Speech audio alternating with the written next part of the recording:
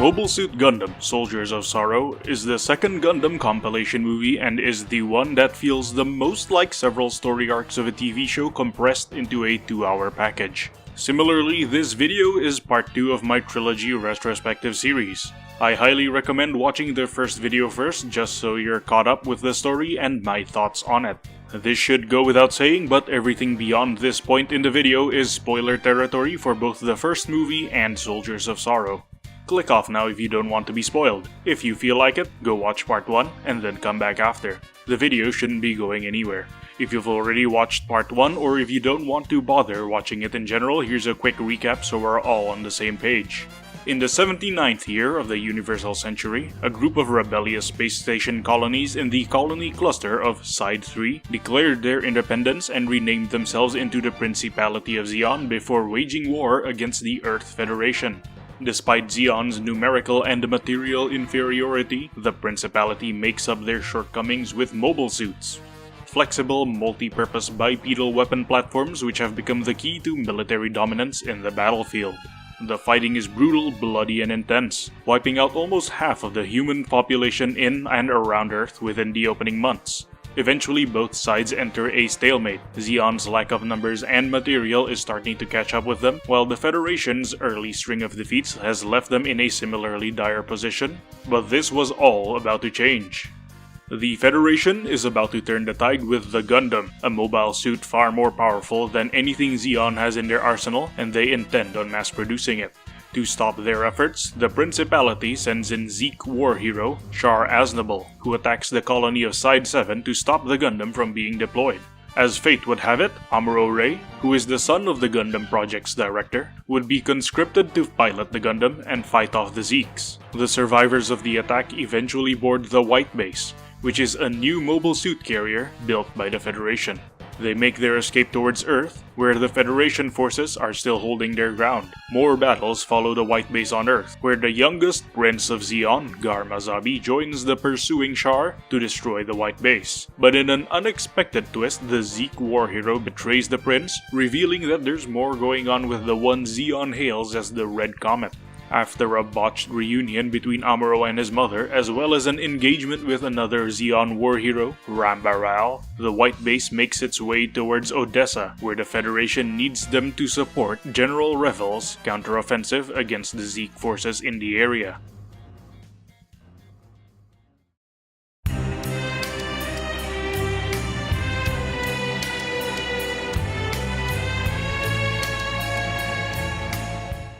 The movie picks up after a short time jump from the last movie. From a conversation between high-ranking Zeke General M'Quve and his subordinates, we hear that the White Base is starting to interfere with his operations around Central Asia. We also see that Zeon has its fair share of internal disputes and bickering. M'Quve then complains about Ramba stomping around his area of operations. Normally, the general would tell the officer to piss off, but unfortunately he can't just do that. Ral operates outside of M'Quve's chain of command. M'Quve is part of Kaiselia Zabi's invasion force, whereas Ral is on a special assignment from Admiral Dozel himself. M'Quve concocts a scheme to get rid of Ral and then puts it into motion. Now with the man in question, Ral has swapped out his Zanzibar warship from the previous movie in favor of a Galliplan ship. The Zeke officer talks with his lover, Miss Hammond, and the two discuss why Ral agreed to take on the mission. Ral says that if he can take out the White Base, he can ensure a 2-rank promotion for himself, which then means he can secure a more comfortable posting for the men under him. Avenging Garma's death and destroying the Gundam is second priority for him. His real priority is taking care of his boys, a true soldier of honor. Now we cut to the Federation's perspective, with General Revel himself. A subordinate of the general, named Elran, doubts the White Base's ability to operate alone, still skeptical of the existence of new types. Elran says he recognizes the Gundam's combat potential, but he's not quite sure if a crew of volunteer civilians should be in charge of the White Base, especially for the extremely important operation that Revel has assigned it to. Now, the general sympathizes with his subordinate, but he cites that he doesn't have any other unit to assign to the job. The White Base is the only unit not tied down holding the front against the Zeeks, so pragmatically speaking, they're the only one that Revel can call on to harass the Zeon rear line. The general then goes on a tangent about new types, saying that the former head of Zeon used to say that new types are the next step in human evolution. Revel says that it's entirely possible for especially skilled soldiers like Char and even the White Base crew to be new types themselves. Elran calls Char a fluke, but then Revel asks how a kid like Amuro, without any training, managed to perform so well if he weren't a new type. And keep this in mind because this will be a running theme throughout Soldiers of Sorrow. The question of whether new types exist and, if they do exist, what are they exactly and what can they do, and most importantly, what do they mean for humanity as a whole? Now we finally rejoin the White Base. Most of the boys that got pressed into crewing the White Base are kind of fawning over Lieutenant Matilda in their own way, which, is understandable. They're mostly teenagers, maybe a few preteens among them, but hey, hormones, right? Now we see Amuro is trying to impress her, again to Frost's chagrin, and Kai is singing praises about her, the whole shebang. Eventually, the boys gather up and ask for a group photo with her. Amuro himself is overjoyed at this. It's a genuinely fun and lighthearted scene, a nice change of pace compared to the consistent intense and borderline depressive atmosphere of the first movie. Shortly after, the White Base begins moving through the flat, open desert. The bridge spots an unidentified unit out in the distance. It seems that the crew has established some form of standard operating procedure. They first identify the threat they're facing, then decide how much firepower they need to respond with. The Gundam is a precious unit after all, and if the crew can defeat the enemy without using the ace up their sleeve, then that's all the better. Unfortunately, the Minovsky pollution in the area makes it hard for them to get a good sense to read on what it is, but it's definitely not friendly. After all, no Fedi unit was deployed in the area aside from the White Base. While everyone's preparing for action, Sayla is caught up in her own thoughts. As it turns out, she's chomping at the bit to talk to a Zeke soldier. She's having flashbacks to her encounter with Char in Side 7, and she somehow thinks that Char is her older brother by another name. She is determined to interrogate a Zeke soldier if Char really is her estranged brother. Bright now puts the warship on combat standby but holds off on deploying the mobile suits. He still wants better intel, so he orders the White Base to close the distance with whatever it is that they spotted. Meanwhile, it turns out that they actually spotted Ramba Ral's gallop, leading the White Base to a spot where the Zeke officer and his mobile suit team could ambush the Fedi warship. Things don't get better for the White Base as they're running headlong into the trap. Sayla hijacks the Gundam, launches, and then gets caught right in the middle of the Zeke ambush. Ral springs his trap, assaulting the White Machine with his own mobile suit team. The officer was very close to finishing off the Gundam, but Amuro intervenes, riding on the gun cannon. He drives off the goof, which is what Ral's unit is called, by the way. I forgot to mention this in part 1, but oh well. Anyways, Amuro tries to target the goof, which for a second or two is drawn like it's the average Reddit user. Like, look at this. So fucking fab.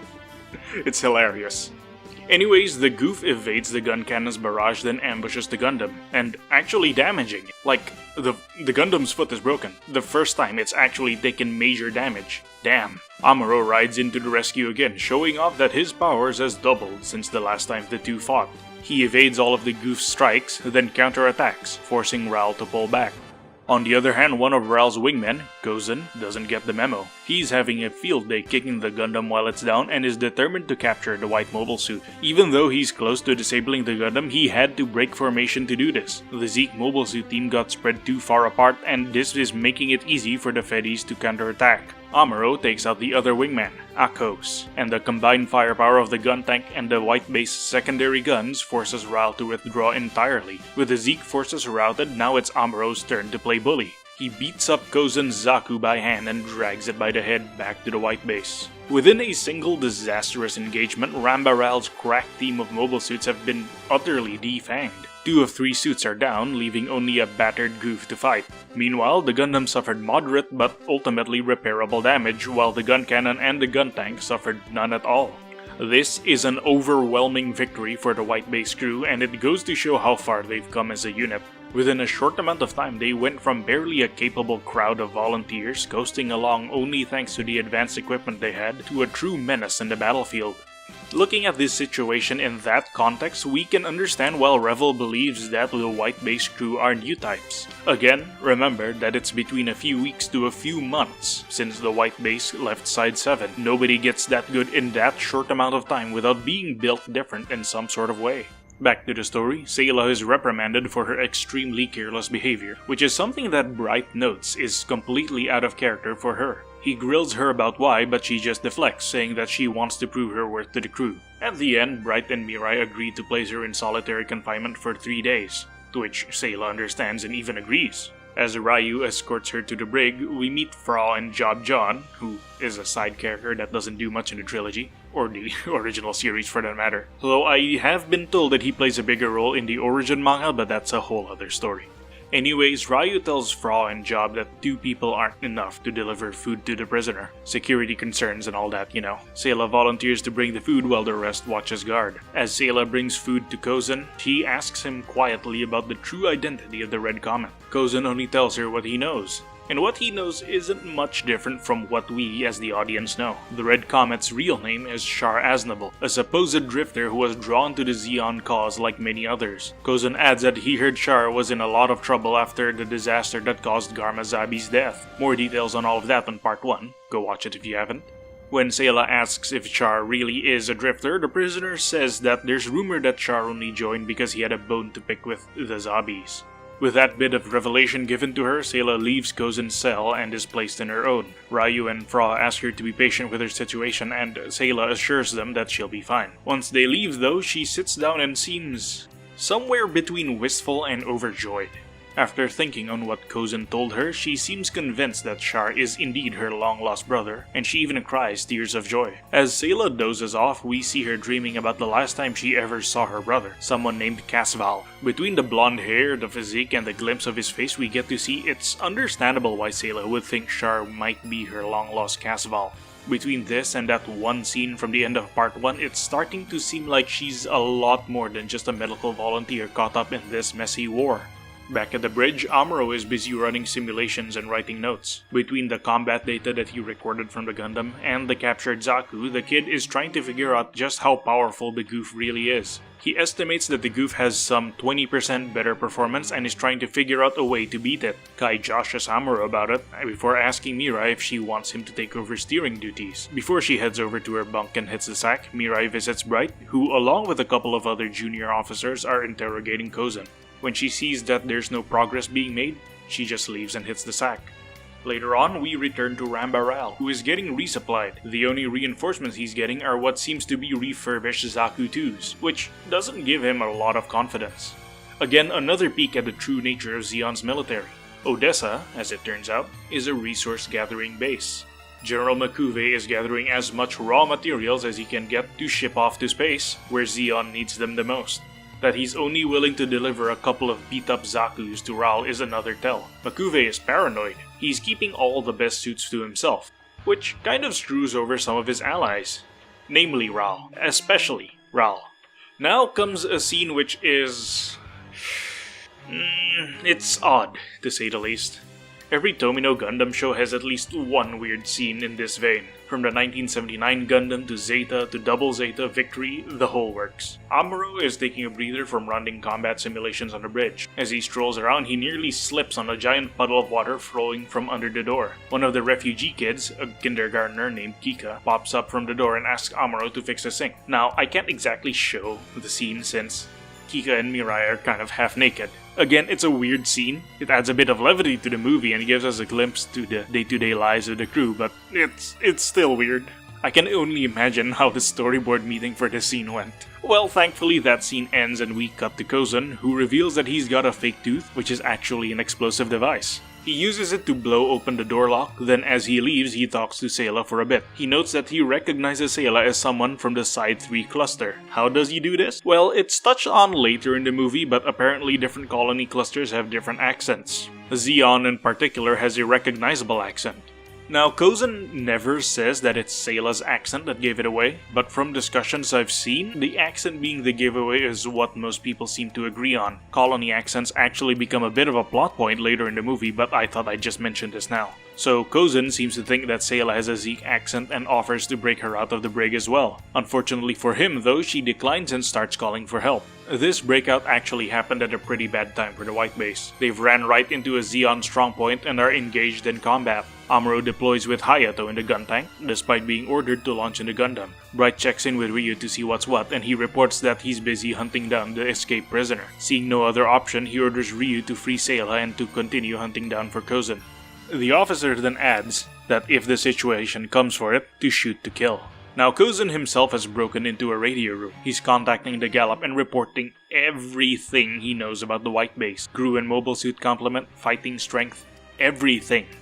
Luckily, the bridge detects the unauthorized communication and manages to cut it in time. Sayla then catches up with Kozan, but the Zeke soldier manages to slap away her pistol. The guy then makes a break for it while Sayla recovers her weapon. Back outside, Amuro and Hayato are making steady progress with the gun tank. They're causing enough trouble for the Zeon garrison that the Zeeks have started requesting for reinforcements from Makuve. To their frustration, the general declines sending reinforcements to them, but Ramba Ral quickly swoops in and announces that they're on the way. Ral deploys his reserve team, hoping against all hope that Kozan can make it out alive. As he approaches the White Base, he's worried that the Gundam hasn't deployed yet. He thinks that the white mobile suit is waiting in a counter-ambush position, but unfortunately there's no time. Kozan needs the help pronto, so Ral and his team pushes in. Now, fortunately for the Zeon team, the gun tank was designed as a mobile artillery piece and not as an agile warfighter, so Amuro and Hayato have to withdraw to the White Base. Now to Sayla again, and she's managed to track down Kozan to one of the ship's airlocks. But the prisoner has locked her out. She tries to shoot off the lock to catch him, but the door is too strong. Now, seeing that she needed to break down the door, another one of the crew runs up with a fucking rocket launcher and blasts the door open, catching Kozan in the explosion. If the blast didn't get him, the fall most definitely did. There's no way he survived. After recovering both the gun tank and the damaged gun cannon, the White Base quickly withdraws from the field. In the hangar, we see that Amuro is mulling over his simulations again. Apparently his calculations were way off, and he's staying up late to revise them. As he nods off and falls asleep, Bright and Mirai walk into the hangar platform. Bright talks about how the crew can't rely on Amuro to run the Gundam forever, and the kid wakes up just as Bright says they need to reassign the Gundam from him. The two of them only realize that he's listening on them far too late. Amuro runs off, not just from Bright and Mirai, but also from the fucking White Base. Oh, and to make things worse, he takes the Gundam with him. It seems that Amuro couldn't stand Bright anymore. First he forces Amuro to pilot the Gundam, to the point of beating him up to get him to. Now he's taking the Gundam away from Amuro. All his conflicts with the White Base's commander has boiled over, and the kid lashed out very hard. He's not just upset anymore, he's straight up mad. I suppose he wants to prove to Bright that the White Base needs him to pilot the Gundam and that he's indispensable to the crew.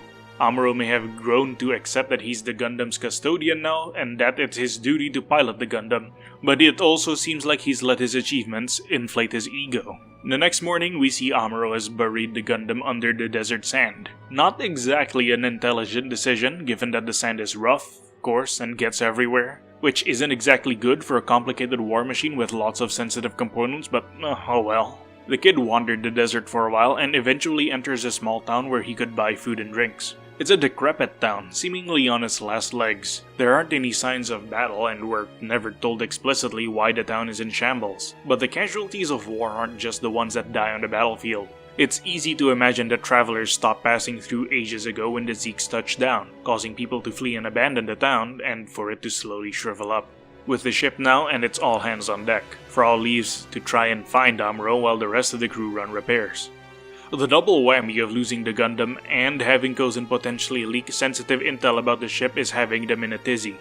Right now, all they can do is hunker down and figure out what the hell they can do next. Now, with Grand Theft Amuro, we see that he's found a little restaurant where he can eat. But what's this? A band of Zeke soldiers stop by, and to make things worse, it's actually Ramba Ral's unit. Oh boy, this'll be good. Now, they actually have never met each other face to face, so they don't know each other, but Amuro's not gonna risk it, so he keeps a low profile, hunching down and hoping the Zeeks don't bother him. But instead of getting harassed, the Zeeks instead offer some food for the kid. Now, Amuro, he's a bit torn by this. On the one hand, hey, free food is free food, right? But on the other, they're Zeeks. These guys tore apart his home, killed his friends, his dad, all that shit. Amuro gets up and tells them that he doesn't want their generosity, which actually makes Ramba Ral laugh. The kids hardly even knew them, and he's already being honest and upfront about not wanting to be a beggar. These are qualities that the Zeke officer really likes. It's around this very moment that a commotion outside the restaurant catches both Ral and Amuro's attention. Turns out it's Fra. One of the Zeke soldiers on watch caught her and brought her to Ral for questioning. This revelation surprises Amuro, and Hamon notices this. She convinces Ral to let Fra go, who agrees, surprisingly enough. He then walks up to Amuro, who is tense and sweating bullets. The Zeke officer peeks under the kid's cloak and sees Amuro gripping his pistol. He realizes that Amuro's a Fedi, but seeing the kid's guts actually endears him more to the guy. Ral lets the kids go, but warns them that even though he's being nice right now, his oath as a soldier means he won't show any mercy if they meet in a battlefield. As the two leave, Ral then orders one of his men to take a motorbike and tail them. The only Fedi unit active in the area is the White Base, which means Amuro and Fra must have come from that ship. Outside, Amuro tells Fra to bugger off, insisting that he's not coming back to the ship, though he does agree to drive her out of town. They argue for a bit, with Fra commenting that Amuro's becoming a lot more cold and distant to her. Well, more distant than usual at least. Based on part 1's opening, we can assume that Amuro's always been a bit standoffish with his relationship with Fra, though this dialogue seems to suggest that he's more receptive back then. The two eventually part ways once they're far enough from the town. The Zeon scout that Ral sent earlier follows her and reports the position to the White Base, which spurs them into action. The Zeke officer and his mobile suit team quickly deploy for an assault on the Federation warship. We take a look at Amuro now, and things aren't any more peaceful with him than with the others. He's busy mulling over everything that's happened recently, especially about his encounter with Ral and his men. They weren't what he was expecting from Zeke's. Ral was actually nice. Extremely nice. Especially considering he's the enemy. Hell, he's a lot nicer than a lot of the Fedis he's met. Even when Ral found out that Amuro and Fra were Fedis. Kind people like Ral. Was it really right to fight them? To kill them and end their lives? After all, they're only human. The kid's thoughts are suddenly interrupted when the goof and one of its Zaku wingmen suddenly pass over him. They were moving fast, definitely on a mission. Amuro's eyes shot wide open. There would be only one reason for those two to be in such a rush. They were attacking the White Base. He ran on instinct now, not even thinking about what he needed to do, simply acting. Amuro starts digging into the sand, revealing the Gundam's cockpit hatch, having resolved to save the White Base and its crew. Hate Bright and his guts all he wants, Amuro spent far too long serving as the White Base's guardian by this point. While he hasn't had the best relationship with the rest of the crew, they're still kind of his friends. Maybe you could even call them family at this point. And what kind of family member would he be if he left them all to die? All of the sacrifices, all the struggle he went through from Side 7 until now, what would they be for if he left them all? The White Base weathers the assault from Ral and the Zaku, and only the gun tank takes a stand between them and the ship. The goof splits up from its wingman, diverting the attention of the Fedi suits and letting the Zaku slip past the defense line. Hayato decides to split the gun tank in two, letting Ryu launch the dock core fighter and go find Amuro. In this state, the tank's top half is completely immobile, no better than a gun emplacement. He's placing himself in immense risk by doing this. Hayato keeps Ral occupied, but the matter of the Zaku is still left unattended. Being the only unit on the field actually doing something, Hayato can only focus on one target for a time. It's fortunate then that the Zaku carelessly got too close to the White Base's main thrusters. When the warship's aft guns failed to take down the Zeke mobile suit, Mirai fired up the engines at full power, giving the Zaku a taste of the sun. Now with Ral, he has no time to lament the death of his wingman. Instead, he moves right into action. He slips past Hayato's defense and jumps right on top of the White Base. While on top, he starts damaging one of the ship's main engine. Seeing no other way to shake the goof off, Mirai pulls off some crazy flying to throw the blue Zeke suit off the ship's back. We cut to Ryu and his core fighter, and after a bit of searching, he's finally found Amuro and the Gundam. Turns out the kid hasn't come back to the White Base yet because he's busy single-handedly fighting off the Gallop landship. Ryu tells Amuro that he'll take over pinning down the landship because the Gundam is needed to take on the goof. Quickly cut back to the White Base, we see that Kai is busy trying to take on the goof with the gun cannon. Though not being anywhere near as skilled as Amuro, the guy very nearly got himself killed. It's only with the timely intervention of the Gundam that the fight turns around. Ral and Amuro quickly close the distance with each other, engaging in a vicious melee duel. In this fight, we see that Amuro's actually grown to the point where he's now able to match Ral one-on-one. The two break off for a moment, with the Gundam poised to attack with the beam saber. The goof deploys its heat sword and ditches its shield. That thing wasn't going to stop a beam saber anyhow, and Ral needed every bit of speed he could squeeze out of the suit if he was going to take out the White Devil of the Federation.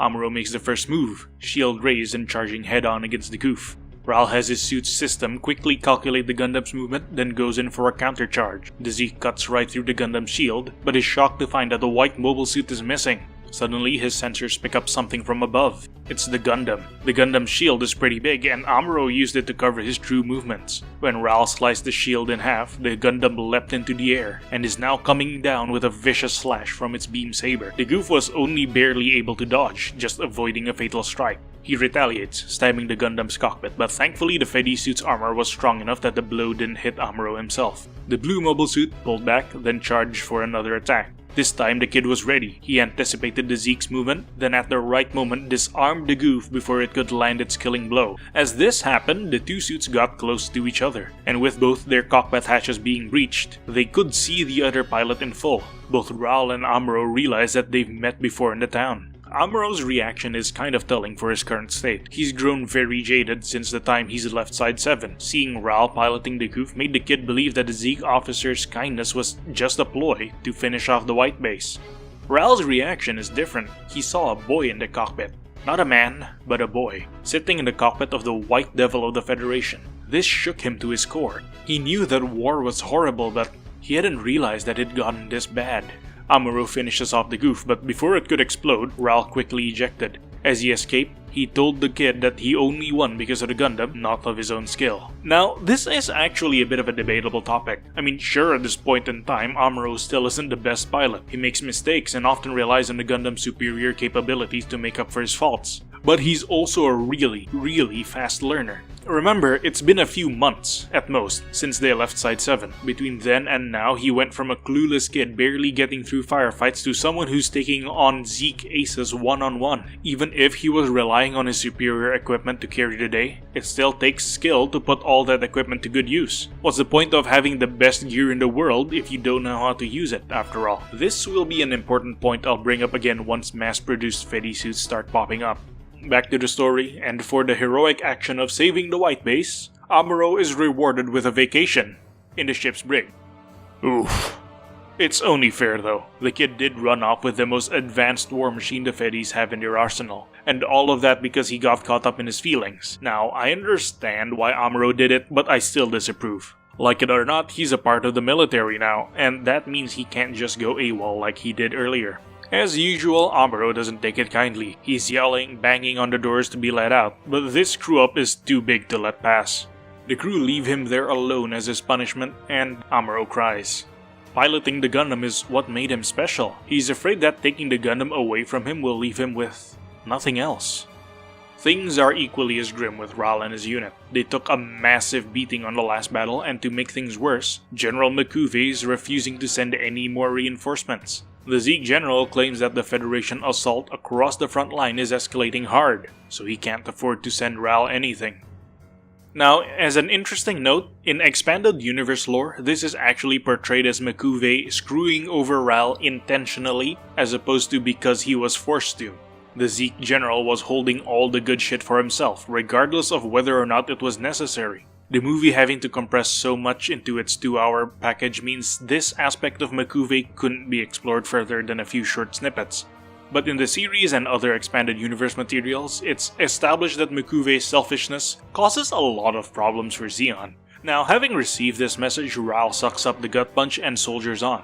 He'll take down the white base with his bare hands if it need be, and he'll do everything he has to in order to win. A quick cut to General Revel and his forces are preparing for their final push. He wants the white base to strike the enemy in the rear and cause confusion in the Zeke ranks. He then tells Lieutenant Mathilda to deliver a new piece of equipment to the white base, the Core Booster, an advanced heavy fighter designed specifically to support Fedi mobile suits. The general does mention that the Core Booster hasn't seen much field testing and understands that the white base crew would probably be frustrated that they have to play guinea pig. Now with General Mikuve, he's seen giving a squad of Zeke Aces new mobile suits. These Aces are the Black Tri-Stars. Just like Char, they cut their teeth in the Battle of Loom, where the three of them working together sank multiple battleships and even managed to founder General Revel's personal warship.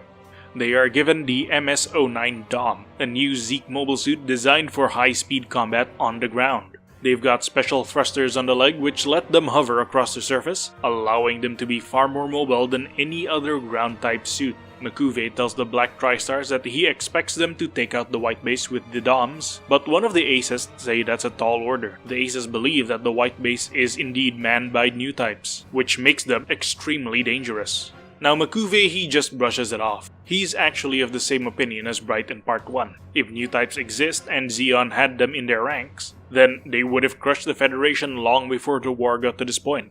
The Aces only respond by saying that Makuve doesn't believe in new types because he's never set foot on a battlefield. Meanwhile, the Black Tri-Stars have seen the after-action reports from units that took on the White Base, and the Aces believe that the ship's crew is the real deal. Cut back to Ral's Gallop, and they're beginning their assault on the White Base. They launch one of the last Zakus in their arsenal, as well as these frankly disgusting armored vehicles. Like seriously, what the fuck are these? They're so impractical. The body is too wide, the thing's turning radius is going to be absolutely abysmal. They don't have any armor on the back, so a shell landing on its rear is gonna turn its troop complement into red paste. I get that most early Gundam stuff was designed to be toyetic, but this is just too much. There's gotta be more conventional, or barring that, more useful armored personnel carriers in the Zeke military. Like, this is just dumb. Look at it. Look at it and tell me it makes any sense as a combat vehicle. Anyways, the Gallop distracts the White Base while the Affronts to God sneak up through the back. Sayla deploys in the Gundam to engage the Gallop and the Zaku. As the gun cannon was about to be launched, the two abominations launch their complement of Zeke troopers, so Kai is called to repel the boarders instead. With the situation having devolved like this, Bright then orders Fra to release Amuro from the brig and to have him man the guns on the White Base. The Zeke troopers use their jetpacks to attack from the skies. Sayla tries to help out but then realizes that the Gundam's weapons are likely to damage the White Base if she did try, so she has to focus on other targets. The boarders breach the ship and are shocked to find that it's mostly been crewed by kids and teenagers. Ral's veteran unit slowly starts overwhelming the crew, and one of the troopers even nearly takes out Amuro. Luckily, Bright saves the kid just in time. The junior officer then orders Amuro to swap out with Sayla, and to use the Gundam however he can to drive off the boarders. With Ral now, he might have been disturbed earlier when he saw Amuro piloting the Gundam, but right now he's thoroughly shaken by the fact that the crew are overwhelmingly conscripted kids. As he moves to secure the White Base's bridge, Fate intervenes and he runs right into Sayla. He very nearly guns her down but then stops. He recognizes her, not as Sayla the medical volunteer, but as Artesia, the same name that Char used to refer to her. The girl is surprised by this reunion too, recognizing Ramba as a close friend to her father's. Who is her father, you ask? None other than Zeon Daikun, the original founder of the Spacenoid independence movement. The Zeke officer is thoroughly confused as to why the daughter of Zeon would be among the ranks of the White Base, but he gets no chance to dwell on it further. Ryu and Bright arrive, and they get into a quick firefight. Both Ral and Ryu are wounded, but the Zeke officer retreats into the White Base's backup bridge. In this moment of reprieve, Ral tries to get Hamon to bombard the White Base with the landship while he orders what men he has left to retreat. But unfortunately, it's far too late for that now. Amuro blows open a wall, killing the other Zeke survivors and leaving Ral the only man standing. Realizing that there's no other options left for him, he makes one last move. 見ておくがよい。戦いに敗れるということはこういうことだ。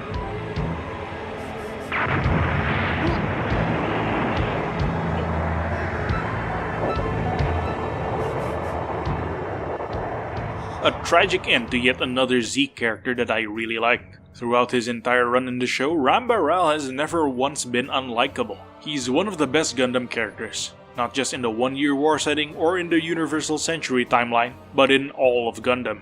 Just like with Garma, the White Base crew's victory over him feels like less a triumph and more a tragedy. We knew who Ral was as a human being.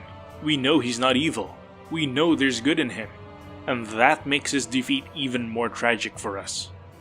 Unfortunately for us viewers, the tragedy isn't over yet. Having realized her lover was gone, Hamon sets the Gallop on a suicide run. Amuro begs her to stop, but she doesn't listen. So the Gundam fires a single shot through the landship. Miss Hamon ejects the Gallop's bridge, escaping from the blast which followed. Dying without having avenged her lover would be no way to die. A quick cut to Lieutenant Mathilda. The resupply op that General Revel assigned her to is still underway. Her air convoy got caught by a Zeke air patrol, and it seems that the Zeon forces around the area are in high alert.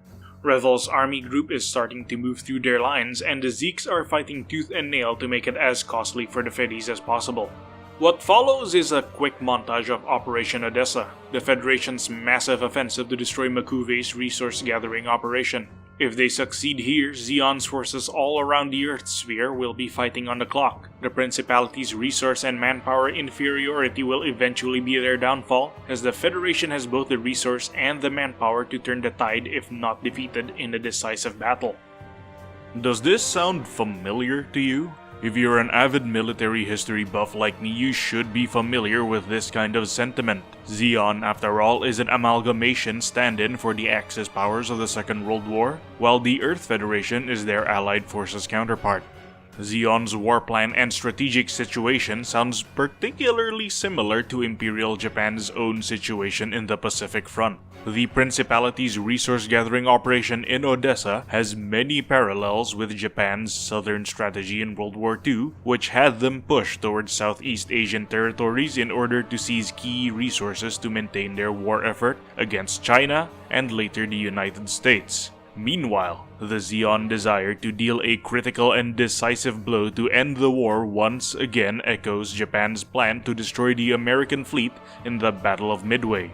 The plan was concocted by Japanese commanders to force the United States into peace talks because nobody in Japan's higher cabinet believed that they could win a long and protracted war. Now, of course, Japan lost the Battle of Midway, so once that attack failed, they were on a timer, as more and more of their losses couldn't be replaced due to their dwindling resources.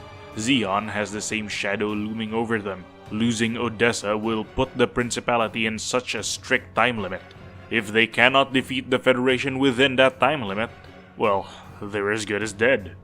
Now back to the story. Lieutenant Mathilda has resupplied the White Base and delivered the core booster to the ship. Sayla and Bright doesn't like the fact that Fedi High Command is using them as a guinea pig to test out this new weapon. But then one of the Fedi officers overseeing the resupply op comments about how Sayla's new type ability should let her learn how the core fighter works quickly. Now everyone on the ship is still skeptical about anyone being new types, really. But that same officer then says that the crew's combat reports speak for themselves. Then on a tangential note, the officer then mentions that Zeon Daikun once theorized that people living in space would evolve to have exponentially high levels of perception, that these people would become a new type of human race. Everyone's still iffy on the details, so the Federation is having the White Base crew test it out for them, to see if Daikun's theories were right. Now we finally see the Black Tri-Stars from way earlier in action. The Aces are closing in on the White Base fast with their new DOMs, but they trip a perimeter alarm set up by the crew. The Fedis quickly pack up their stuff, not wanting to get caught with their pants down. But in all this commotion, Ryu wakes up from his medical rest. He overhears that Bright wants their pilots on combat standby and attempts to get up, but his injuries make it hard for him to stay up. The White Base pilots deploy. Hayato is running solo on the gun tank and he deploys first. There's some worry about him having to both drive and fire at the same time, but Hayato quickly says that if the others can manage, so can he. Kai deploys second after teasing Hayato a bit about his first ever solo sortie. The Gundam deploys next without much fanfare, leaving Sayla and the core booster still in the launch bay. Lieutenant Matilda and the other officer gives her a quick crash course over how the core booster works before being recalled to the bridge. Turns out something is horribly wrong with the engine. The White Base is having problems gaining altitude, and if they can't gain altitude, they're vulnerable to the DOMs that are closing in fast. The fight against the Black Tri-Stars is tough. The DOMs are extremely nimble. Despite being a ground-type mobile suit, their ability to skim over the terrain lets them dodge shots very easily. The Zeke Aces use their agility to its fullest, running rings around the gun tank and the gun cannon as well as the Gundam, even landing several hits on the White Base. In the middle of all this chaos, Lieutenant Matilda couldn't keep still. She runs to her transport plane and flies off to try and help the others. Eventually, after catching up with the lead Dom, Amuro manages to land a hit, sacrificing his shield for the Zeke's giant bazooka. The ace leader then calls on the others to gang up on the Gundam. The Doms line up for the attack, letting the lead suit attack first, then having the following suits attack where the Gundam is dodging. This trick very nearly works, but something happens with Amuro. The world around him turns into a blur, his reflexes suddenly kick into overdrive. While the kid misses his attack on the leading Zeke, He perfectly dodges the other two's attack, even managing to destroy the second Dom's giant bazooka. But this still puts Amuro in a precarious situation. The Zeeks think they've cornered the kid now, lining up for a second attack run. The first suit baits Amuro into dodging high, right into the second suit's line of fire. But Amuro dodges that by using the leading suit as a springboard to dodge the attack too. The kid then stabs the second Dom right through the cockpit in the center. But as he does so, the last Dom moves in for the kill. When it seemed like the Zeeks would win, Lieutenant Matilda's transport plane interrupts the fight, ramming into the third suit. While this saves Amuro's life, the third Dom causes the transport to crash, killing the lieutenant in the explosion. Out of the blue, the kid sees Lieutenant Matilda flash in his eye, and this drives him into a rage. He slices the second Dom clean in half, then turns his attention to the other suits. At this time, Sayla in the core booster is cleared for launch. She deploys and quickly assists the other Fedi pilots in the fight. Amuro duels the leading Dom, which leaves him open to attack from the last Zeke ace. But the wingman was quickly shot down by the core booster. This finally gave Amuro the chance to finish the leading ace, who was astonished at how skilled the Fedi pilots were. The Black Tri-Stars died as quickly as they entered the fray. Unfortunately, we didn't get to know them as well as we did Ral and Garma, but they did serve as quite the menacing opponent for our heroes. Simultaneously to this, General Revel's Operation Odessa is entering its closing stages.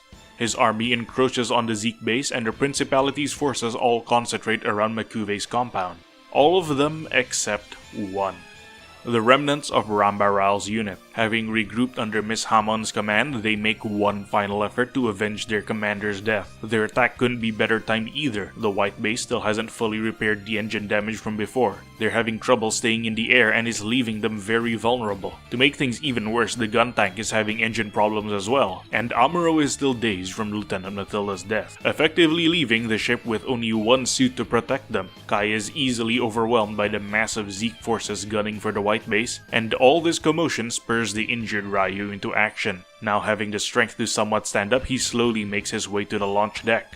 Amuro's days, meanwhile, turns out to be something else entirely. It seems that he's somehow communicating with Lieutenant Matilda. He's ripped out of his conversation when another presence suddenly catches his attention. It's Miss Hamon. She's looking for the Gundam. The kid launches back into action, taking out a Zeke vehicle and very nearly taking out the only Zaku in the attack. But then a land ship rams right into the Gundam. Worse still, the land ship is packed to the brim with explosives, and it's also set to hit the white base. The Zeeks gang up on Amuro, damaging the Gundam, but Amuro manages to avoid a critical hit by throwing the attacking Zaku at one of the flying tanks. The situation hasn't gotten better though. The Gundam is still stuck holding back the land ship, and if he lets go, the white base is as sure as dead. Miss Hamon knows this and lines up a killing blow on the Gundam. She would have succeeded too if Ryu hadn't suddenly intervened with the core fighter. He rams right into Miss Hamon's flying tank, killing them both. With this opening, Amuro is now free to redirect the land ship's trajectory before destroying it with a single shot from his beam rifle.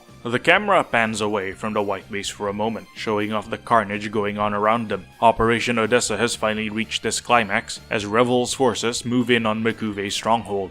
Unfortunately for the Fedis, the Zeke general had already evacuated in his Zanzibar, and with him is a substantial amount of resources collected from his operation. Even so, this victory wasn't without cost. The Federation took a hell of a beating trying to take out Makuve's base, and the white base is no exception.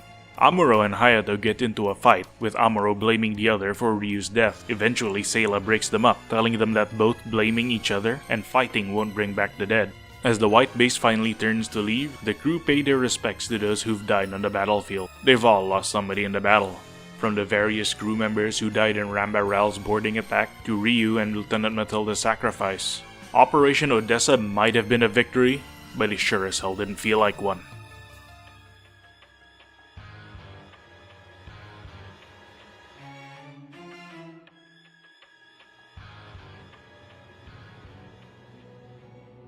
This next arc is a bit of a change of pace compared to all the others that have come before. It almost feels as if it's a bunch of episodes from a TV show stitched together into forming a movie. Like a compilation movie of sorts. Regardless of how this next arc feels in terms of story pacing, it's still fairly important to one of our characters. We start off the arc with the white base arriving in Belfast, Ireland. As the warship arrives, we're introduced to an entirely new character named Miharu. Yes, Miharu. Classic Irish name, that. Anyways, she snaps a couple of pictures of the white base and then wires a message to a Zeke submarine close to the area. Who could be commanding this Zeke submarine? None other than Char Aznable himself. It seems he's managed to talk his way out of severe punishment and managed to get Skycelia to reinstate his command. Miharu transmits the picture she took to the sub, but the Zeke crew finds that some form of jamming device has corrupted the image, making the warship look like a massive grey blur. It's never explained in the movie how the white base's jamming system works, and how it can somehow turn itself into a blur in some camera far away. But I don't believe this ability is ever brought up again, so I guess we'll just leave it at that. Now, Char's intuition tells him that the warship is truly the white base, so he deploys an fast boat to verify the ship's identity with his own eyes. Meanwhile, General Revel himself, while inspecting the white base, clears the crew for several days of leave. He's read all the reports about the ship's recent actions, so the old man thinks they've more than earned it. As Kai leaves the ship, Miharu ambushes him at the gate, posing as a local vendor to try and squeeze some information from the crew. Unfortunately for her, Kai is a bit of a stingy bastard and refuses to buy anything from her. Following this scene, Revel personally meets the white base crew and tells them of their new assignments. The white base is to be rotated from the front lines and to head to Jaburo. There, the crew will also undergo new type testing. As of this point in the story, the Federation knows far less about new types than the Zeeks do. The Principality started new type research even before the war started, and that means the Feddies need to play catch up. Amuro politely interrupts Revel, asking him what exactly is a new type. The general explains that he personally sees new types as people with extremely sharp perception and intuition, but the rest of the Federation military doesn't agree with him yet, hence the testing. Kai then fakes being sick so that he could leave the meeting. He's frustrated. Everyone else in the crew seems dead set in staying with the white base, while he hasn't forgotten the fact that they're all conscripts pressed into service due to dire circumstances. Later on, once the crew are back at the ship, Kai packs up some of his stuff and heads to leave. Amuro asks why the guy is abandoning the crew now, but Bright assures the Gundam pilot that Kai's only gone for the duration of the shore leave. Once that is done, he'll be expected on the ship again. Meanwhile, Char's crew are moving ahead with his plan. They launch a GOG, which is a type of submersible mobile suit, and send it to recon the port. Cut back to Kai and he runs into Miharu again. When she learns that Kai is off the ship for his shore leave, she jumps on the chance to invite him over to her place to stay with her and her siblings. There, they talk a bit more, with Miharu specifically asking about the white base and what it's doing. Kai manages to deflect most of the questions, answering them with obvious answers, or answers that won't really tell anyone anything. It's almost as if he suspects Miharu might be hiding something. When the girl in question and her siblings leave to get some blankets for him, he acts on his suspicion, checking her basket filled with goods that she was carrying around earlier. He takes a peek at what's inside and finds a gun. Though what's interesting here is he doesn't seem all too surprised about this revelation. Once Miharu returns, Kai tells her some information about the ship. Sensitive information. She seems concerned that he's just giving up all this stuff, but then Kai reassures her that he understands. Miharu has a family to take care of, after all, and he's not one to get in the way of that. Char receives this information and sees an opportunity. He needs to know whether the white base will be supporting Federation units in the African front or if it's headed home to Jaburo. Miharu making friendly contact with a white base crew member means that she has an opening to sneak in and find out. So to deliver her orders, the Zeeks launch a diversionary raid to cover for a messenger. This messenger also brings with him Miharu's payment, gold, enough for her and her siblings to live a comfortable life for a long time. To top it all off, the messenger promises even more if she can get the Zeeks the info they want. Miharu reluctantly agrees, then bids farewell to her kid siblings after handing over the gold to them. This is an extremely dangerous mission and she's not sure when she'll be able to return. She does promise to take them to a peaceful place when she's done with her job. It's a very sad farewell, and it's a good thing that they're letting their hearts out for this scene, because I'm sure we all know where this is going. As Kai makes his way back to the white base, he's suddenly struck with worry for his crewmates, which kind of perplexes him. Being conscripted against your will and forced to work for the people that sort of had a hand in tearing apart your home isn't exactly what one would call fun times. But the connections he's made with the crew is something that he's unknowingly come to cherish inside. He reflects that he may be a coward who's only in it for himself, but maybe it doesn't have to be that way. With that revelation in mind, he rushes back to the ship even as the Zeeks start bombarding the port. Kai arrives just in time as Hayato isn't faring too well with a gun cannon. He might have been a great gunner on the gun tank, but controlling a whole mobile suit is a different ballgame. Kai quickly mans the gun tank and heads out as a Zagok, which is a amphibious Zeke mobile suit, starts overpowering the gun cannon. Kai's gunnery skill on the gun cannon translates well to the tank, and he manages to land a direct hit on the Zagok. However, that wasn't enough to destroy the suit. The Zagok runs for Kai and very nearly destroys the gun tank, but thankfully Amuro arrives after rushing repairs to the Gundam. In all this chaos, Miharu manages to sneak in, disguised in the Fedi uniform that was provided by the Zeke messenger. She arrives just in time too, as the Fedi pilots have just about wrapped up the Zeon forces raiding the port. Later on, the White Base is in the air over the Atlantic Ocean. Miharu manages to sneak into Bright's personal room, and she's looking for the documents she can hand over to Char. But fate plays a cruel game. Kai barges in looking for the ship's commander. The two meet, and Kai is confused as to why she's even here in the first place. He doesn't ask questions though, and he quickly sneaks her into his own room, where she's at less of a risk of being found. On the way though, they do run into Amuro, though fortunately Kai manages to defuse the situation by telling him that Miharu is his girlfriend and that he snuck her onto the ship. Amuro and Kai are friends at this point, even if Kai can be a bit of a dick sometimes. So the Gundam pilot just nods along and agrees to keep it a sort of secret. After all, his friend wouldn't possibly do anything to endanger the very ship their joint livelihoods depend on, right? Some time passes, and while the White Base crosses the Atlantic, an aircraft reporting engine malfunction suddenly requests permission to land on the Fedi warship. Bright and crew quickly run the plane's flight registration, and they find nothing outwardly suspicious about it. They allow the plane to land, and then it's revealed that the pilots are actually Zeke spies that were sent to contact Miharu. Before we go further though, remember way back near the start of this movie-ish, almost, when Kozen says that he recognizes Sayla as coming from Zeon, and when I theorized that he recognized Sayla through her accent, one of the pilots tells the other to keep his mouth shut. Apparently, the second pilot has an extremely thick Zeon accent. Of course, this isn't exactly conveyed properly, or if it was, it's probably something only Japanese speakers would pick up on. Frankly, the guy with the thick Zeke accent doesn't really sound all too different to my ears. While the White Base crew patch up the damage on the disguised plane, the first pilot asks to go to the toilet and uses that as a way to contact Miharu. They manage to contact her via communicator, and she tells the spies that the warship is headed for Jaburo, Fedi HQ on Earth. The spy then reports to Char, then requests he be given permission to deploy on a mobile armor. The spy believes he can take out the White Base using it, and he's not exactly wrong. The Fedi mobile suits can't fly in atmosphere. The best they can do is jump really high using their thrusters, so the Gundam, the gun cannon, and especially the gun tank would be practically useless in this fight. Additionally, a crash landing at sea would be far more disastrous to the White Base than one on the ground, so Char agrees to the proposal. The Jaburo mobile armor is deployed, and the two sides quickly engage in a heated battle.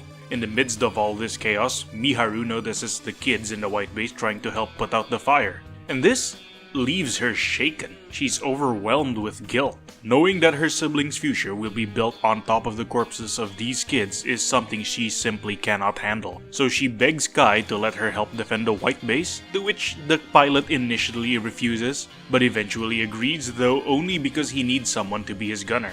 The two board a transport plane that is converted into an anti-submarine craft and head out to fight. Outside, things aren't going well. Sayla's core booster took a critical hit to the engine, forcing her to land in the water. Hayato, on the other hand, isn't used to using the core fighter. He's used up all his ammo and can't fight any further. They engage one of the Zagoks, but they are hit. The firing system is now all messed up, and someone has to get down to the cargo bay and fire them manually.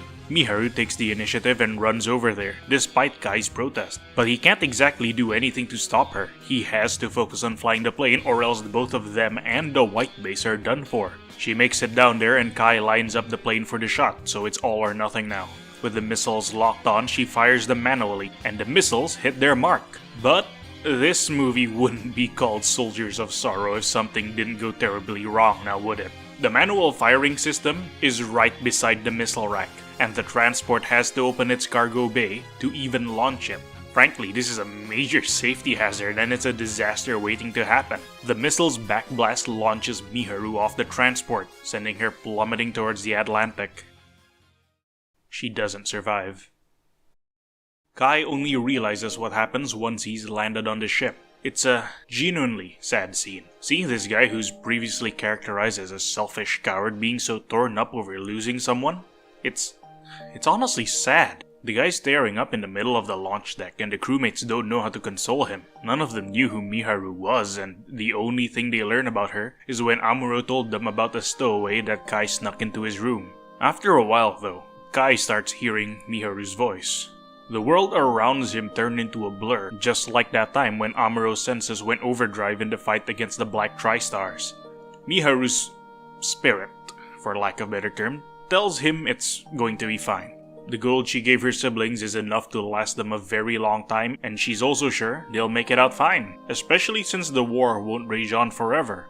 All the guy can respond with is, nothing good comes from dying. And this, it genuinely changes something in him. This is the first time the war has truly hurt him, and this hardens his resolve. Kai has a reason to fight now. A real reason to fight. He's not just in it to survive, but he's going to fight to help shape a world where nobody else has to suffer the same fate as Miharu.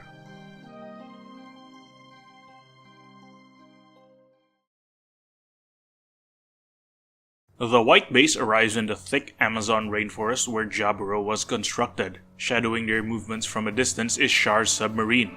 The Zeke war hero sends a message to Zeon High Command. They've located Jaburo and he's requesting forces for an assault on the white base. Now, Zeon knows that Jaburo is located in the Amazon, but they didn't know specifically where. Originally, they intended to use weapons of mass destruction to crater the area and call it a day. When their WMD arsenal got used up fighting the Fedi Space Force, they ended up resorting to dropping a colony station on Earth. Unfortunately for just about everyone involved, a Federation fleet attempted to intercept the attack, inadvertently redirecting the station towards Australia instead. After this point, the Federation and the Principality signed the Antarctic Treaty, which restricts the use of nukes, bioweapons, as well as the dropping of colony stations. This is why a conventional assault on Jaburo is the only option left on hand, and why Zeon invaded the planet in the first place. The Principality was never counting on a drawn-out conflict. They were hoping to have forced the Federation to the negotiation table within the first few months of the war.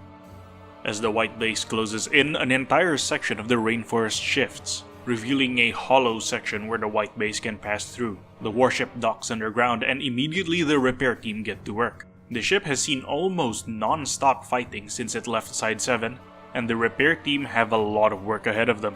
As the ship's crew disembark, the head of the repair team, one Lieutenant Woody, asks Bright to meet Amuro. When the ship's commander calls the kid forward, Woody is shocked to find out the Gundam's pilot has been a kid this whole time. The two later talk, after the white base crew were given thorough physical examination. It's revealed that Lieutenant Woody has heard about the crew's troubles from Lieutenant Matilda. When the kid asks about Woody's relationship with Matilda, the guy tells the kid that he's engaged to her, and that the both of them plan to invite the entire white base crew to the ceremony. Amuro, he feels guilty now. He feels responsible for Lieutenant Matilda's death. In his eyes, she died because he couldn't pull his weight during the fight against the Black Tri-Stars. Lieutenant Woody, he doesn't take this kindly though. He quickly points out that Amuro's line of thinking is bullshit, quickly straightens him up on the matter. The Gundam might be important, but ultimately it's just one mobile suit, piloted by one man. One man alone cannot change the course of an entire war. He gives Amuro a little bit of advice. The kid should stop worrying about the things he can't do and instead focus on the things he can. Do the things he can to the best of his ability, and make sure that he won't look back and come to regret it. There's no point in fussing over things out of his control, because frankly, those things are out of his control. Woody then talks about how he's working hard to bring the white base back to fighting shape. As the head of the repair team, he wants to work his best to honor Lieutenant Matilda's sacrifice. She died protecting the white base. He feels responsible to make sure her death wasn't wasted. Outside of Jaburo, we see that Char's scouting team has found one of Jaburo's many entrances. An advanced team, personally led by the Red Comet himself, manages to bypass the Fedi perimeter and sneak in using their aquatic mobile suits. They use a regularly scheduled Zeon air raid as cover, letting them get through undetected. In the midst of all this, the white base crew are officially being inducted into the Federation Space Force as an autonomous unit under Admiral Tianum's personal command. Now, Admiral Tianum is the Federation commander that was responsible for the daring operation that tried to stop the colony drop on Jaburo. though regrettably he only managed to divert the attack. The Fedi officer in charge of the ceremony hands off commendations to the crew members, but is interrupted when Fra barges in, chasing the 3 orphan kids that the crew had been taking care of since Side 7. The 3 of them refuse to part ways with the crew and run off from the ceremony. Fra and another officer follows the kids to try and settle them down. The ceremony continues and the officer in charge finally gets to the part of the list with the now deceased crew members. Ryu is being given a 3-rank posthumous promotion, and this kind of ticks off Amuro. The thought that Ryu's sacrifice is only being honored with a 3-rank promotion and nothing else, not even a thank you note, sickens the Gundam pilot. So he snaps up about it. The officer in charge gets pissed and tries to smack the kid for it, which he dodges. An instinctive reaction, surely. Probably. He's so used to dodging attacks that it's become second nature. This pisses off the officer even more and threatens Amuro with a solitary confinement if he dodges again. Once the ceremony is all over, the crew settle back in their room. Amuro and Frog get to talking, and eventually they talk about the 3 kids. Amuro comments that it wouldn't be wise to take them back to the White Base. Kids shouldn't have to watch people gun each other down. It was horrific enough for himself, but for kids even younger than him, it would irreversibly scar them for life. We cut now to a meeting between Bright, Mirai, and 2 high-ranking Fedi commanders. I recognize the fat one as Admiral Gop, but the other guy I can't recall his name. Gop is a bit of an enigma, mostly because not a lot of things have been written about him. Expanded universe materials say he retired after the war and led a sort of middle ground political faction, primarily concerned with making sure that the human race lives to see tomorrow, without discriminating between space noids or earth noids. Apart from that, he shows up in the Kukuru's Doan's Island movie as the main Fedi commander that butts head with Makuve. Enough about expanded universe stuff though. Admiral Gop comments about the current Zeke air raid being more intense than normal, but brushes it off as desperation. He then talks about Mirai, specifically her father. Apparently he was the head of a major space-based construction company and had vast influence. That is before he died. This leaves High Command in the bed of a pickle since the White Base and the other ships of its class are needed where the fighting is toughest, and yet the commanders are kind of hesitant to send Mirai there. Eventually, they do relent and give the White Base crew their orders. With Odessa pacified and the California base neutered due to Garma's loss, the Federation can start taking the fight to the Zeeks. The White Base is to return to space and assist in the siege of the space fortress Solomon, a major Zeke staging ground and a strong point which acts as Zeon's first line of defense against a Federation counteroffensive. As the meeting adjourns, Gop makes a comment about Mirai's arranged marriage, which predictably rankles the woman, but she's smart enough to not say anything about it in front of the Admiral. A quick cut now to Char's advance team. They've managed to sneak into Jaburo and are in the process of planting explosives in key areas around the base. Back with the White Base crew, they're preparing the ship to return to space, and as they do, a new officer arrives asking for the ship's commander. Turns out he's a last-minute transfer, an ace fighter pilot named Slugger Law. He doesn't really do anything for the rest of this movie, mostly being introduced for part 3. His intro pins him as a ladies' man, wasting no time to flirt with Mirai and Sayla. With Sayla specifically, he even makes an offhand comment about how she seems to be having trouble with a man, which, oh boy, you have no idea how on the money that is. With Slugger's intro over, we cut to the 3 kids who've managed to break out of daycare and are trying to get back to the White Base. They unknowingly run into Char's advance team, but they don't actually realize it, thinking that the Akgai mobile suit is just a part of the base. With the kids out of the way, the advance team keeps moving ahead, finding their target, Jaburo's mobile suit factory. The Fedis have taken all the combat data from the Gundam and are inputting it into their new workhorse machine, the Humble Gym, or the GM depending on how you want to say it. I know Sunrise and Bandai canonically call it the Gym, but honestly I can't help it. I had a family member that worked for a GMC dealership way back in the day, so I'm too conditioned to read it as GM. Anyways, major tangent here, about the GM specifically. By all accounts, they're good suits. Not fantastic, not bad, just good.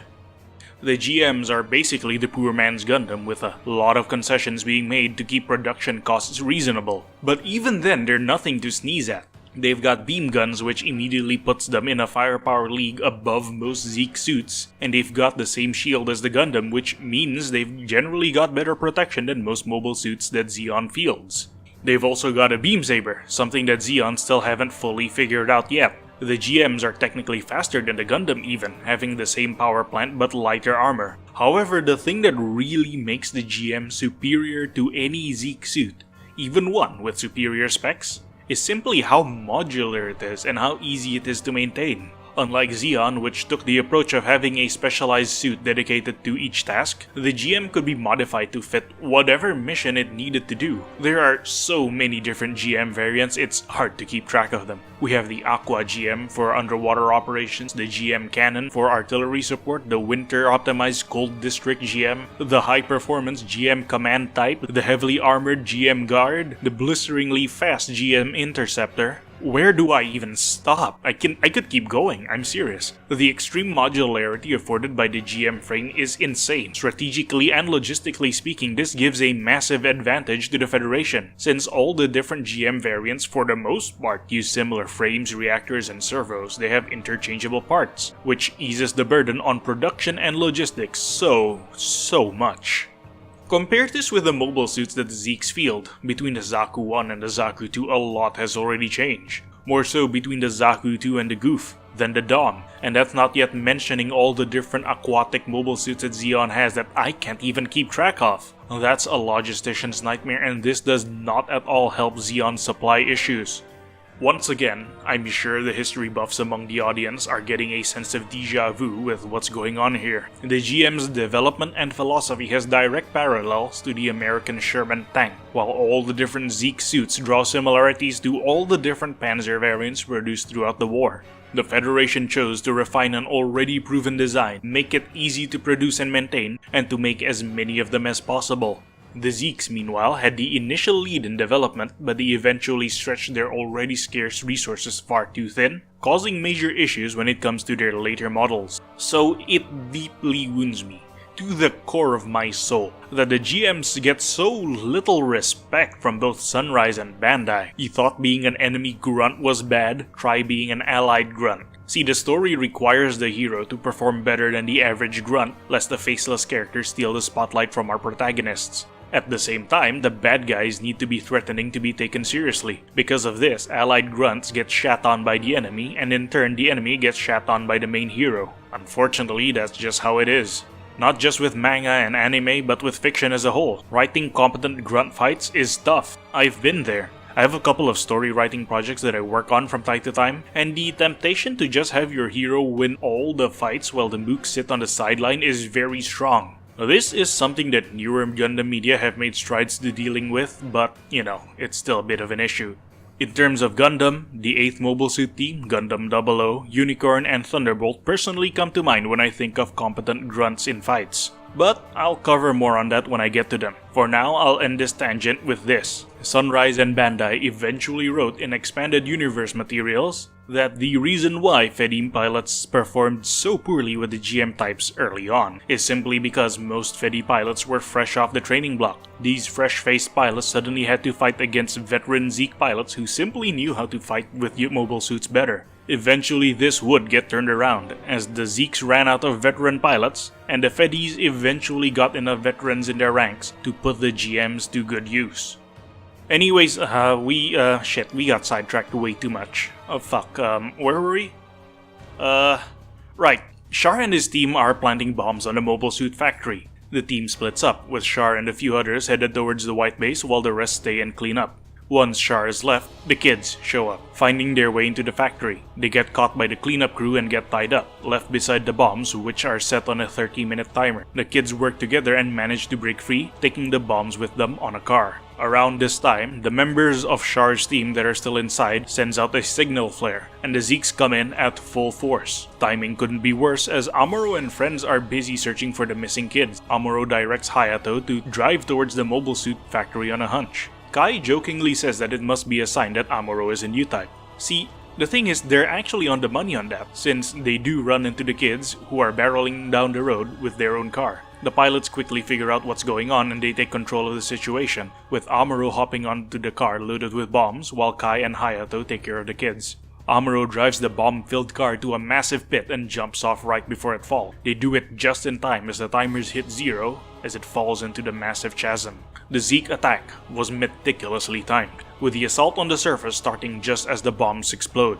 A fierce battle ensues as the Fedis deploy their own air force to counter the Zeon airdrop. In the midst of all this chaos, Char and his team aren't able to sneak into the white base and try to escape.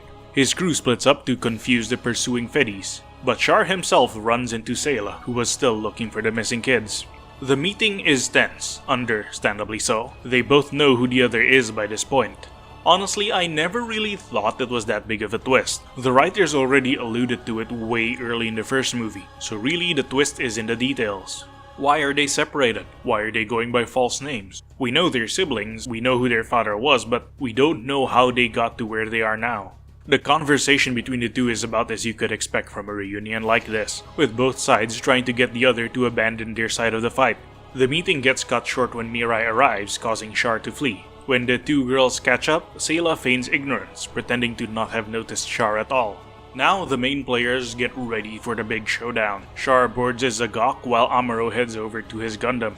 Above ground, Zeon begins its massive airdrop operation, deploying hordes of Zakus, Goofs, and Doms on Jaburo. The intense AA fire from the ground cuts down a significant portion of Zeon's assault force, but they push on harder. In this little montage, the movie starts playing one of my favorite Gundam songs, the titular Soldier of Sorrow. It's kind of a weird song. Now, for obvious reasons, I can't play the song in my video. Though go ahead and listen to it on YouTube though. While the tune is exciting and energetic, the lyrics are... there's something else. It's kind of depressing actually. The dichotomy of it is sort of like the Gundam series itself. It's outwardly flashy and exciting, meant to sell toys, but deep inside it's a tale of struggle, sorrow, but also hope at the end. I'm pretty sure they do play the song for much longer in the TV version though, because the song gets cut unceremoniously off between scenes. Now, the following scene with Admiral Gop and the base commander might come off as out of place since they don't really contribute to the fight all that much, but it actually sets up a bit of important stuff for the third movie. The two commanders notice that the Zeke assault force really isn't enough to take out Jaburo. Sure, the damage would be severe, but it's nothing the Federation can't bounce back from. They also note that most of the Zeke forces have concentrated their assault on Space Dock A, which is the same space dock that the White Base has landed on. A coincidence? Maybe not. Is this because it's the only entrance that Char discovered, or is it because the Zeeks have become obsessed with destroying the White Base? It's not really answered. The truth is probably somewhere in between. The scene cuts to the White Base crew preparing for another fight. Soldier of Sorrow starts playing in the background again, accentuating the deployment of the gun cannon, the gun tank, and the Gundam. A fierce battle montage follows, paced to the tune of the song. Everybody, even Lieutenant Woody and his repair crew, do their damnedest to defend Jaburo. As the song fades away, Amuro and Char finally come face to face again. The Red Zagok is on a rampage, even taking down a GM whose pilot was too eager to take on the Red Comet. The following fight between the Gundam and the Zagok is an excellent show of how good Amuro has gotten over the past two movies. Again, he's grown from only surviving thanks to the Gundam's superior specs, to now matching Char move for move. Unfortunately, Lieutenant Woody gets involved in a fight. His helicopter tries to intervene, but he suffers the exact same fate as Lieutenant Matilda. His cockpit is crushed by the Zeke Ace and the helicopter crashes down before exploding. If Amuro wasn't determined to get Char before, he sure as hell is now. The fight becomes more intense and the Gundam actually manages to cut off one of the Zagok's arm. And for the first time, maybe in his entire career as a Zeke soldier, Char is the one on the ropes. He retreats, but Amuro is hot on his tail. Even though a Zaku tries to slow him down, the kid is simply too good at this point. He takes it out without even breaking a sweat, not even letting the Zagok gain distance. Now it's Char's turn to be hounded by the Gundam, to obsess over the pilot who's hunting him down. It's a funny turn of events and really builds up the rivalry between the two a lot. Eventually though, the Red Comet gives the white mobile suit the slip, which predictably frustrates Amuro. With the battle over, the movie now cuts to the aftermath. The White Base is preparing to return to space, but before they do, they have one last of business to take care of. The kids insist on staying with the White Base crew despite all of the dangers. Kai, of all people, stick up for them. He points out that these three little kids have probably seen more death and destruction in the few months they spent on the White Base than any of the Fedi officers stationed in Jaburo have seen in their entire lifetime. Now that may be a bit of an exaggeration, but he gets the point across. The kids are a part of the ship's crew too. Eventually, the officer in charge of the daycare relents and agrees to fill out the paperwork for them. Now, the crew treats it as a joyous moment that they get to stick together, but honestly, I'm not quite sure about that myself. Talking about stinkers, the Fedi top brass has revised orders for the White Base. They considered how much influence and damage this one carrier has done to the Zeon war effort, then they consider how the Zeeks focused most of their assault on the same place that the White Base is docked. Their conclusion was simply that the Zeeks feared the White Base more so than they probably should. With that in mind, they're giving the White Base additional operational freedoms to make use of their reputation among the enemy. Bright sees it as it is though. The White Base is being assigned the important task of playing decoy. The last few scenes of the movie show both Char and the White Base returning to space, with a special emphasis on Sayla and her conflicting feelings about her brother. That her own estranged brother has become the nemesis of the White Base is a terrible twist of fate, one that will have long-lasting implications for many, many years to come. The ending of Soldiers of Sorrow is honestly not as dour as Part 1. Which is amusing given the movie's title. It definitely had far less light-hearted moments though, and even the few that they did were kind of undercut by the looming shadow of war. The short but sweet scenes between Kai and Miharu, for example, feel almost twisted in a way. We know that nothing good can come out of their situation, no matter how it ended. It's that sort of dread that really makes Soldiers of Sorrow special. It's probably the gloomiest the original trilogy got, though. Mind you, I haven't watched Part 3 in a while, so I may be corrected when I get to it. Still, the name Soldiers of Sorrow is not one that's unearned. Despite all this dourness, though, there's this sliver of hope, almost. Light at the end of the tunnel, so to speak. They're not just fighting for survival anymore. They've all got reasons beyond that now. Amuro and Kai, they're dedicated to ending the war, so that people won't have to suffer the same way Ryu, Mathilda, Woody, and Miharu did. Bright and Mirai are dedicated to making sure the crew comes back alive. And Sayla, she needs to get her brother away from Zeon. They've got the fire of determination burning in them now, and it's that sort of fire that stops Part 2 from just being an exercise in hopelessness. Anyways, I've got to go work on editing this video now. I thought I was making the script for Part 2 more compact, but I ended up writing even more than Part 1. Which is impressive since Part 1 wasn't just covering the movie but also the background to the whole franchise. If you like what you're watching, be sure to hit the like and subscribe button, and do keep a heads up for Part 3 and the other videos I'll be putting on the channel. As always, this is Cheems of Regret, wishing you all good luck and Godspeed. Signing out.